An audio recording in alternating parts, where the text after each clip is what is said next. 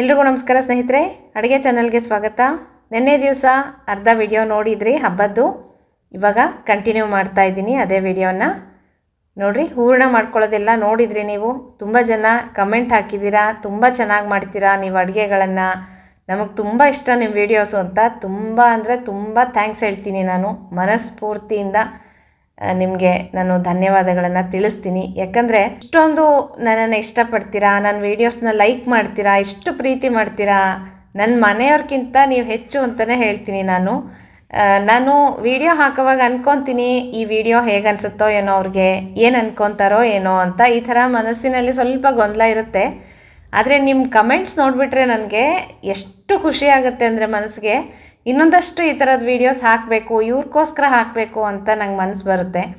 ಅಷ್ಟು ನನ್ನನ್ನು ಮೋಟಿವೇಟ್ ಮಾಡ್ತೀರಾ, ನನಗೆ ಬೆಂಬಲ ಕೊಡ್ತೀರಾ. ತುಂಬ ಅಂದರೆ ತುಂಬ ಥ್ಯಾಂಕ್ಸ್ ಸ್ನೇಹಿತರೆ. ನೀವು ನನಗೆ ಎಷ್ಟು ಇಷ್ಟ ಅಂದರೆ ನೀವು ನನ್ನನ್ನು ನೋಡಿಲ್ಲ, ನಾನು ನಿಮ್ಮನ್ನು ನೋಡಿಲ್ಲ, ಆದರೂ ಸಹ ಮನಸ್ಸಿಗೆ ಎಷ್ಟು ಹತ್ತಿರ ಆಗಿಬಿಡ್ತೀರಾ ಅಂತಂದರೆ ಒಂದೇ ಒಂದು ಕಮೆಂಟಿಂದ ಅಷ್ಟೇ. ಅವರ ಮನಸ್ಥಿತಿ, ಅವರ ವ್ಯಕ್ತಿತ್ವ ಕಮೆಂಟಲ್ಲೇ ಗೊತ್ತಾಗುತ್ತೆ. ಈಗ ಚಿತ್ರಾನ್ನ ಕಲಿಸ್ಕೊಂಡೆ ನೋಡಿರಿ. ಕಣಕವನ್ನು ಹೇಗೆ ನಾದ್ಕೋಬೇಕು ಅಂತ ತೋರಿಸ್ತಾ ಇದ್ದೀನಿ. ಈ ರೀತಿಯಾಗಿ ಕಣಕ ನಾದಿದ್ರೆ ತುಂಬ ಸಾಫ್ಟಾಗಿ ಆಗುತ್ತೆ. ನೋಡಿರಿ ಎಷ್ಟು ಸಾಫ್ಟಾಗಿತ್ತು ಕಣಕ ಅಂದರೆ. ಬೇಗನೆ ಕಲಸಿಟ್ಬಿಡ್ಬೇಕು. ಬೆಳಗ್ಗೆ ಫಸ್ಟು ಕಣಕ ಕಲಸಿಟ್ಬಿಟ್ರೆ ನಿಮ್ಮ ಅಡುಗೆ ಎಲ್ಲ ಆಗೋದ್ರಲ್ಲಿ ಕಣಕ ತುಂಬ ಚೆನ್ನಾಗಿ ನೆನೆಯುತ್ತೆ. ಈ ರೀತಿಯಾಗಿ ನಾದ್ಕೋಬೇಕು ಕಣಕನ. ತುಂಬ ಚೆನ್ನಾಗಿ ಬರುತ್ತೆ ಹೋಳಿಗೆಗಳು.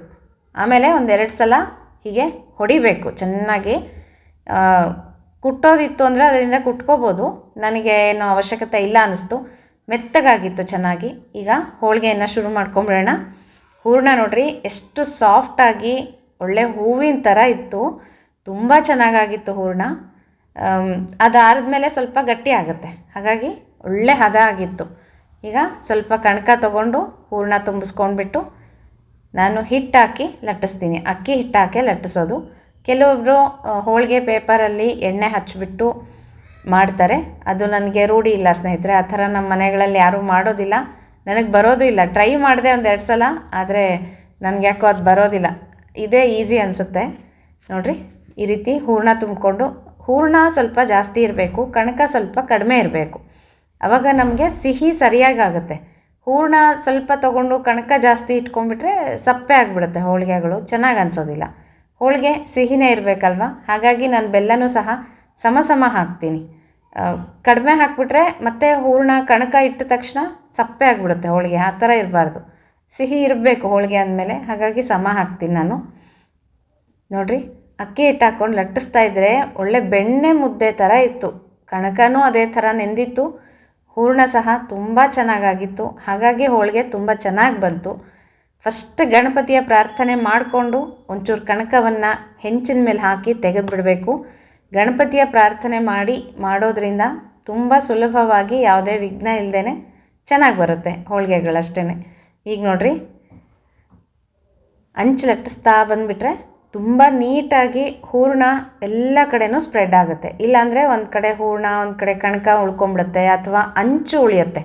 ಅಂಚು ಕಣಕ ಉಳಿಬಾರ್ದು, ಹಾಗೆ ಲಟ್ಟಿಸ್ಕೋಬೇಕು ನಾವು.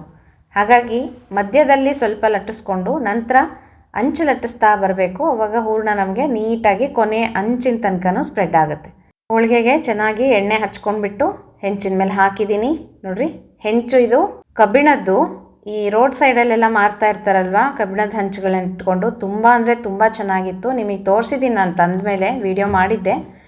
ತುಂಬ ಚೆನ್ನಾಗಿದೆ. ಹೋಳಿಗೆ ಮಾಡೋದಕ್ಕಂತೂ ಸೂಪರಾಗಿದೆ ಅಂತ ಹೇಳ್ಬೋದು. ದೋಸೆ ಮಾಡ್ಬೋದು, ಚಪಾತಿನೂ ಸಹ ಮಾಡ್ಬೋದು.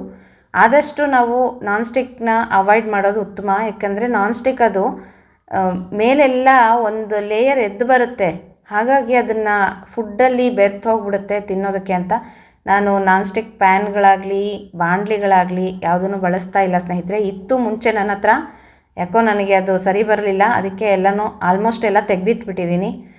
ಬರೀ ನಾನು ಇದು ಕಬ್ಬಿಣದ ಹೆಂಚುಗಳನ್ನೇ ಬಳಸ್ತೀನಿ. ಅಥವಾ ಇದು ಏನಂತೀರಾ, ಏರೋಪ್ಲೇನ್ ರೆಕ್ಕೆದು ಅಂತ ಆವಾಗ ಮುಂಚೆ ಸಿಗೋದು, ಏರೋಪ್ಲೇನ್ ರೆಕ್ಕೆದು ಅಂತ ಹೇಳ್ತಾಯಿದ್ರು, ಅದರಿಂದ ಮಾಡಿರ್ತಾರೆ, ಅದನ್ನು ಬಳಸ್ತೀನಿ. ಅದು ಚೆನ್ನಾಗಿರುತ್ತೆ. ಬಾಣಲಿ ನೀವು ನೋಡಿರ್ಬೋದು, ತವ್ವೆ ಎಲ್ಲ ಮಾಡ್ತಾ ಇರ್ತೀನಲ್ವ, ಅದೇ ಬಾಣಲಿ. ಏರೋಪ್ಲೇನ್ ರೆಕ್ಕೆದು ಅಂತ ಹೇಳ್ತಾರೆ. ನೋಡಿರಿ, ಈಗ ಎಷ್ಟು ಸಾಫ್ಟಾಗಿ ತುಂಬ ಅಂದರೆ ತುಂಬ ಚೆನ್ನಾಗಾಗಿತ್ತು ಹೋಳಿಗೆ.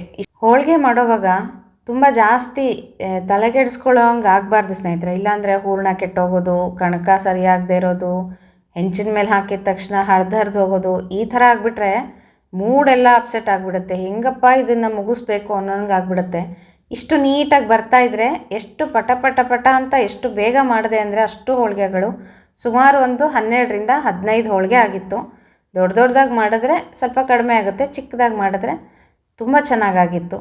ನನಗೇನೆ ಆಶ್ಚರ್ಯ ಆಯ್ತು ಈ ಸಲ ಎಷ್ಟು ಚೆನ್ನಾಗಿ ಬರ್ತಾ ಇದೆಯಲ್ಲ ಹೋಳಿಗೆಗಳು ಅಂತ.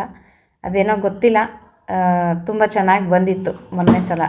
ಹಾಗಾಗಿ ನಿಮಗೂ ಸಹ ವಿಡಿಯೋ ಶೇರ್ ಮಾಡಿದೆ.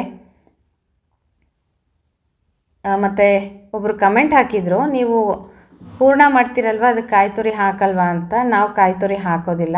ಕೆಲವೊಬ್ಬರು ಬೇಳೆ ಹೋಳಿಗೆಗೂ ಸಹ ಕಾಯಿ ತುರಿ ಹಾಕ್ತಾರಂತೆ, ನನಗೆ ಗೊತ್ತಿಲ್ಲ, ನಾವು ಹಾಕಲ್ಲ ಸ್ನೇಹಿತರೆ. ಹೋಳಿಗೆ ಒಂದು ಸಲ ಚೆನ್ನಾಗಿ ಬಂತು ಅಂದರೆ ಇನ್ನು ಬಿಡೋದಕ್ಕೆ ಮನಸ್ಸಾಗೋದಿಲ್ಲ.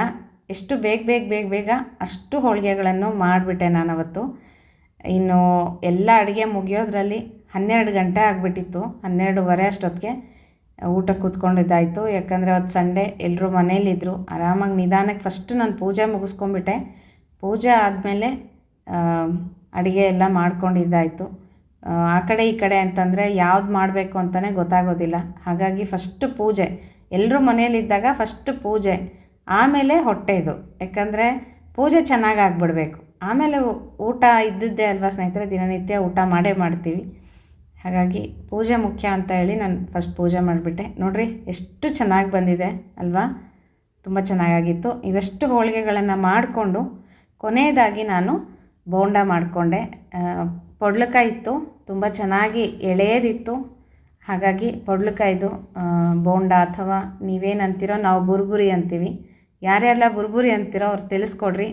ಬಳ್ಳಾರಿ ಕಡೆಯವರು ತುಂಬ ಜನ ಇದ್ದೀರಾ. ನಮ್ಮ ತವ್ರ ಮನೆಯೂ ಬಳ್ಳಾರಿ ಅಂತ ಹೇಳಿದ್ದೀರಾ. ಹೌದಾ? ಹಂಗಂದರೆ ನಾನು ನೀವು ಎಲ್ಲ ಸೇಮ್ ಟು ಯು ಅಂತ ಹೇಳ್ತೀನಿ.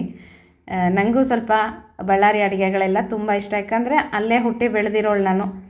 ಹಾಗಾಗಿ ನಮ್ಮ ಮನೆಗಳಲ್ಲೆಲ್ಲ ಇದೇ ಥರನೇ ಅಡುಗೆಗಳನ್ನು ಮಾಡೋದು. ಕೆಲವೊಂದು ಪ್ರಾಂತ್ಯಗಳಲ್ಲಿ ಬೇರೆ ಬೇರೆ ಅಡುಗೆಗಳಾಗುತ್ತೆ.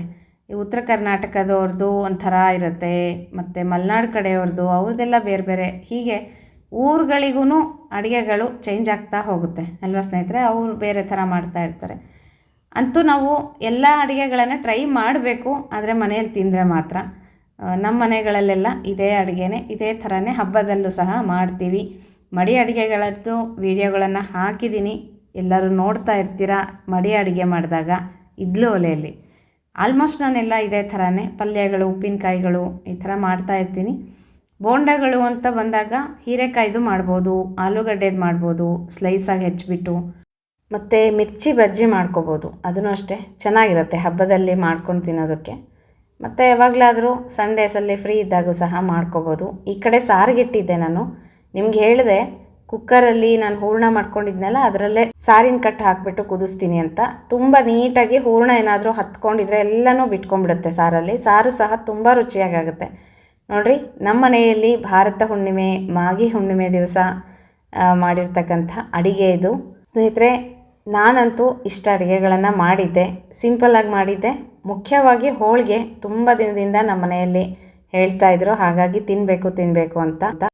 ಏನಾದರೂ ಒಂದು ಸಮಯ ಬೇಕಲ್ವ. ಹಾಗಾಗಿ ಹುಣ್ಣಿಮೆ ಬಂತು, ಮನೆ ಕುಲದೇವಿ ಎಲ್ಲಮ್ಮ, ಹಾಗಾಗಿ ಆರಾಧನೆ ಇತ್ತು, ಹೋಳಿಗೆ ಮಾಡೋಣ ಅಂತ ಮಾಡಿದ್ದೆ.